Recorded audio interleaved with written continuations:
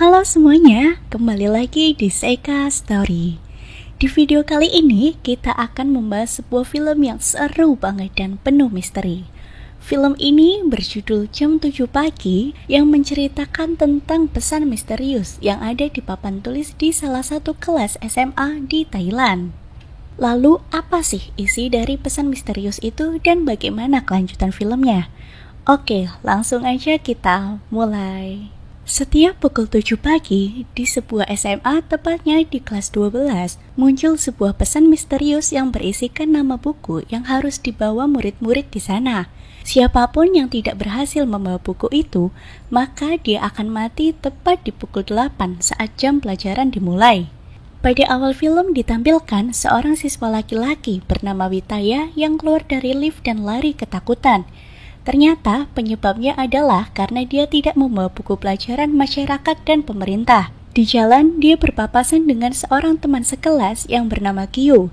Kyu ini merupakan seorang siswa yang sudah memotret tulisan di papan tulis tentang buku yang harus dibawa oleh teman-temannya. Kalau ada yang tanya kenapa harus Kyu sih yang memotret? Ya, karena Kyu adalah siswa yang rumahnya paling dekat dari sekolah. Kebetulan dia juga memiliki hati yang baik, jadi rela berangkat lebih awal agar teman-temannya bisa selamat. Oke, lanjut ke pembahasan filmnya. Witaya kembali berlari menuju kelas dan berharap bahwa tulisan yang dipotret Kyu tadi pagi itu salah. Tapi tidak seperti yang diharapkan. Ternyata pesan di papan tulis memanglah masyarakat dan pemerintah, yang artinya siapa yang tidak membawa buku itu maka dia akan mati. Witaya terus berusaha mencari buku itu, tapi sayang, waktu sudah menunjukkan pukul 8. Waktu pun seakan-akan terhenti. Tiba-tiba muncul kilatan cahaya biru yang diiringi dengan munculnya hantu dengan muka penuh darah. Sejak saat itulah, setiap hari di pukul 7, sebuah pesan misterius akan selalu muncul di papan tulis yang menyebutkan sebuah buku pelajaran, dan siswa yang gagal membawa buku itu maka dia akan mati dengan tragis dan dia juga akan dihapuskan dari ingatan semua orang. Di hari berikutnya, pada pukul 7, Kyu menuju kelas dan langsung memotret. Untuk kedua kalinya, buku yang harus dibawa pada hari ini adalah masyarakat dan pemerintah. Pak Guru masuk dan mulai mengabsen satu persatu siswa. Semua siswa hadir kecuali Witaya, siswa yang sebelumnya sudah tewas dan benar nama itu telah dihapuskan dari ingatan semua orang. Semua siswa merasa kebingungan siapa sih Witaya itu, termasuk Pak Guru yang juga ikut bingung karena dia merasa tidak pernah ada nama siswa seperti itu di dalam kelasnya. Tapi berbeda dari yang lain, Kyu merasa nama itu memang pernah menjadi teman sekolahnya. Terlebih ada salah satu kursi di pojok depan yang bertuliskan nama Witaya. Akhirnya Pak Guru meminta siswa yang ada di belakang untuk maju mengisi tempat duduk bertuliskan nama Witaya. Saat jam istirahat, salah seorang siswa bernama Van meminta Kyu untuk datang lebih awal, yaitu setengah 7 pagi. Karena dia harus ikut ayahnya terlebih dahulu dan tidak mungkin untuk membawa semua buku pelajaran. Dia terus memaksa Kyu. Kemudian teman Kyu yang lain yang bernama Tan datang membela Kyu dan mengatakan bahwa seharusnya Van tidak memaksa-maksa Kyu lagi karena Kyu sudah berusaha keras untuk teman-teman sekelasnya. Film berlanjut pada hari kedua jam 7 pagi. Bukannya malah menuruti keinginan Van yang memintanya untuk berangkat lebih awal, Kyu malah sengaja sarapan dulu. Dia merasa muak dengan teman-temannya yang tidak tahu terima kasih dan terus menyuruhnya untuk berbuat lebih banyak. Dengan cara bersamaan, teman-temannya segera mengirimkan pesan di grup WA menanyakan apa buku yang seharusnya dibawa pagi ini. Tapi Kyu tetap tidak menghiraukan pesan itu. Namun saat Tan mengirimkan pesan pribadi kepadanya, Kyu langsung merasa bersemangat dan bergegas menuju kelas untuk memotret pesan misterius di papan tulis. Ternyata buku yang harus dibawa kali ini adalah sastra Thailand.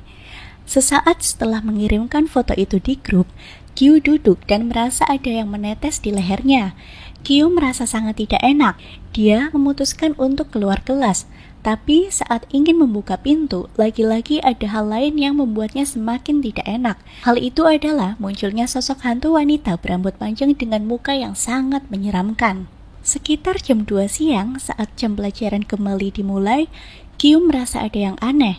Teman-temannya berubah menunjukkan wajahnya yang datar. Mereka juga menusuk-nusukkan ballpoint ke tangannya tanpa ekspresi. Semakin lama semakin cepat hingga berlumuran darah. Dan itu cukup membuat Kyu sangat ketakutan sampai terjatuh. Tapi untungnya hal itu hanyalah halusinasinya saja. Saat jam pulang sekolah, teman Kyu yang bernama Kanaput melabraknya. Dia tidak terima jika Kyu berangkat telat seperti tadi pagi. Teman-teman Kyu yang lain pun terpancing dan ikut memaksa Kyu untuk berangkat lebih awal besok. Kyu menjelaskan jika dia berangkat lebih awal sebelum jam 7, maka akan ada sesuatu yang terjadi kepadanya. Kyu juga mengatakan bahwa ini kejadian nyata. Buktinya ada nama Witaya di kursi paling depan dan nama Witaya ada di daftar nama siswa.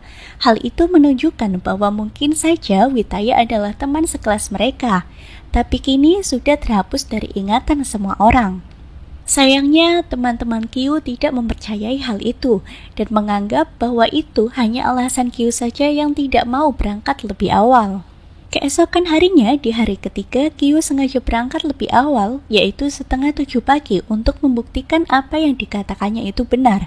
Dia langsung bergegas menuju kelas dan menyalakan kamera handphonenya untuk merekam apa yang akan terjadi kepadanya. Dan benar saja, setelah Kyu berhasil merekam pesan di papan tulis tentang buku yang harus dibawa pagi ini, tiba-tiba muncul sosok arwah perempuan dengan wajah yang menyeramkan di belakangnya. Sosok itu mencekik Kyu hingga Kyu tak sadarkan diri. Saat tersadar, Kyu sudah berada di UKS ditemani oleh Tan. Tan menunjukkan suatu rekaman video Kyu tadi pagi. Di situ tampak Kyu seperti tercekik, tapi sosok hantu itu tidak tampak di kamera. Saat Kyu dan Tan menuju kelas, mereka berpapasan dengan Awan yang sedang kebingungan. Saat ditanya hal apa yang membuatnya seperti itu, Awan menjelaskan bahwa sekarang dia sedang panik dan sungguh ketakutan. Karena dia tidak bisa membawa buku yang harus dibawa kali ini, yaitu buku matematika.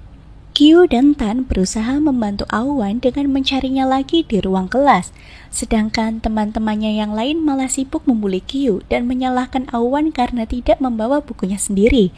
Kyu terus membantu Awan dengan menanyakan ke kelas lain barangkali ada yang membawa buku matematika, sedangkan Awan berusaha membelinya di koperasi sekolah. Sialnya, koperasi sekolah masih tutup dan Awan mulai dihantui sosok hantu perempuan dengan wajah yang menyeramkan tadi. Di dalam kelas, Kanaput meminta penjelasan dari Tan apa yang sudah dia lakukan di UKS bersama Kyu tadi pagi. Kanaput merasa cemburu. Saat Tan terus didesak pertanyaan oleh Kanaput, akhirnya Tan menjawab bahwa dia memang menyukai Kyu. Tapi itu semua dia lakukan agar Kyu mau berangkat lebih awal setiap hari dan membantu teman-temannya dengan cara memotret buku yang harus dibawa setiap hari. Di saat bersamaan, Awan melihat buku matematika yang ada di dalam tas milik Fan. Dia menduga bahwa buku itu adalah miliknya, dan benar saja. Setelah dicek pada halaman paling belakang, buku itu terdapat gambar hantu guru kelas 12 yang sudah digambar Awan. Itu artinya Fan memang sudah mencuri buku Awan yang merupakan sahabatnya sendiri. Tak sampai di situ, Fan berusaha membela diri bahwa ini semua adalah salah Kyu yang tak kunjung memberitahu buku yang harus dibawa sekarang. Padahal sudah jelas-jelas Kyu berangkat sudah lebih awal demi teman-temannya itu. Kyu yang sudah terlanjur muak memukul Fan hingga terjatuh. Pertengkaran pun terjadi di antara mereka. Tiba-tiba waktu sudah menunjukkan jam 8 tepat. Waktu seolah-olah terhenti dan Fan yang sudah kehabisan akal kembali merebut buku matematika yang ada di genggaman Awan. Kemudian muncul kilasan cahaya biru yang melintasi semua siswa kecuali Awan. Mereka pun seolah-olah menghilang. Itu artinya kini Awanlah yang harus mati. Dia berusaha menyelamatkan diri dengan berlari keluar kelas. Sayangnya dia terpeleset dan dicekik hantu itu hingga tak terlihat lagi. Film berlanjut pada hari keempat jam 7 pagi. Saat itu hujan turun membasahi sekolah internasional Kirin Mas, yaitu tempat sekolah Kyu dan teman-temannya menimba ilmu. Kyu yang sudah terlanjur muak pada teman-temannya yang terus membuli dan menyalahkannya, mengganti pesan misterius di papan tulis. Dia juga teringat pembicaraan Tan dan Kanaput kemarin yang mengatakan bahwa Tan hanya memanfaatkan Kyu saja agar mau membantu teman-temannya. Hal itu semakin membuat Kyu marah. Kalimat yang seharusnya berisikan sastra Thailand dihapus dan diubah menjadi masyarakat dan pemerintah. Pesan itu segera ia kirimkan ke grup kelas agar teman-temannya membawa buku itu. Saat jam 8 tepat, waktu kembali seolah-olah terhenti.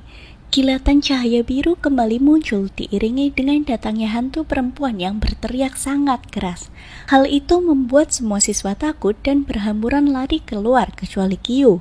Hantu itu menyerang Tan dengan menjambak rambutnya hingga kepalanya terlepas. Siswa yang lain turut terkunci di dalam dan mati dengan sangat tragis, termasuk Kanaput. Plot twistnya adalah ternyata siswa yang bernama Witaya yang tewas di awal film bukan karena tidak membawa buku masyarakat dan pemerintah. Dia sudah membawanya, tapi buku itu diambil oleh Kanaput dan diberikan kepada Tan. Hal itu dia lakukan karena tak suka pada Witaya yang suka mengganggu Tan. Jadi intinya Kanaput ini nggak suka kalau cewek yang dia sukai dinakalin sama orang lain, termasuk teman sekelasnya sendiri. Jadi dia berusaha buat ngambil buku masyarakat dan pemerintah yang dibawa oleh Witaya dan diberikan kepada Tan. Jadi seolah-olah Witaya ini memang nggak membawanya dan dia pun akhirnya mati. Sosok hantu perempuan yang muncul tadi merupakan guru yang ada di sekolah Kyu. Tapi sampai film berakhir, gak diketahui nih apa sih penyebab guru itu meninggal dan apa alasannya terus menghantui siswa-siswanya dengan sangat tragis dan brutal. Oke, sekian dulu video Seika Story kali ini. Sampai jumpa di video-video selanjutnya. Bye-bye.